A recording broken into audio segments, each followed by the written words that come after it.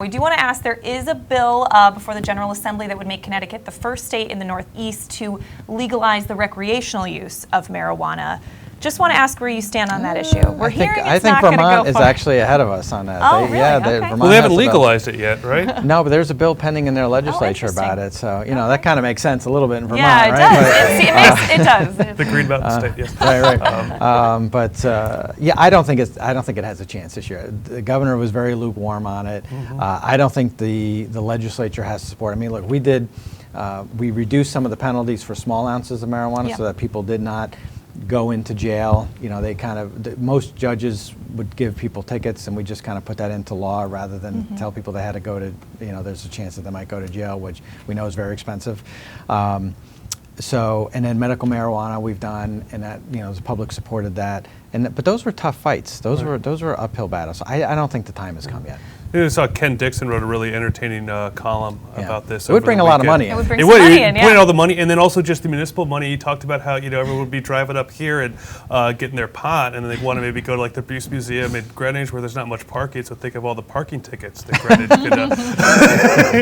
could. There's always unintended consequences of everything we do. So I'm not sure that I want to. Where do you stand on the issue? I haven't really thought about it too much because there's so many other issues right now that I think that I need to worry about, like the budget, jobs, transportation, things like that, you know, something like this that really has no chance of passing this year. It's every legislator has a right to put in their own proposals.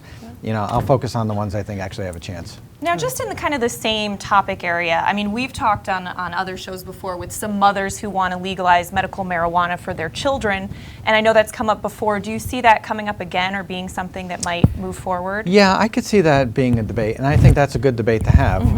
I probably would want to, before I opine on that issue, I'd probably want to speak a little bit more to the medical community about that. Right. But, you know, there are kids who have some serious diseases, and would that help them a little bit? I don't know, but I'm certainly open to.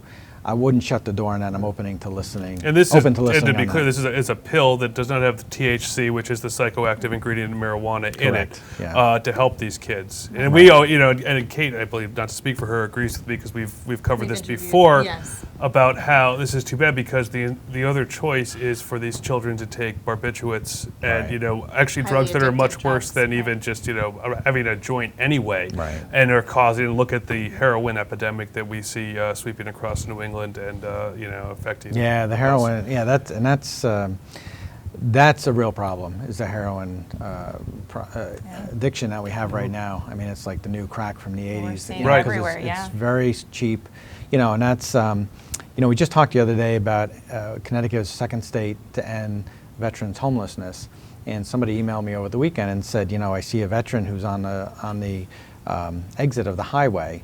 And, you know, what could we do? And I said, well, there's, you know, lots of programs now with coordination like never before, and I don't want to stereotype this particular veteran or this particular person.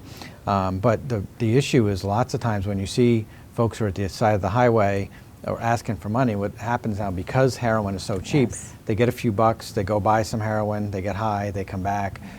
So we've got to be very careful that we're not feeding people drugs, you know, when we think we're trying to help them with food or drinks or shelter. I mean, or I think like even that. homeless organizations will tell you don't give money to panhandlers. That's not, you know, you could be doing more harm than good in that case. Yeah. And I'm not stereotyping that person, right. but it's something for people to kind of keep in mind because it is becoming an epidemic, and we want to make sure we provide police officers, and because we have it now with state police, with the drug to get folks who have their heart stopped to get them back alive again, and that's had some great success.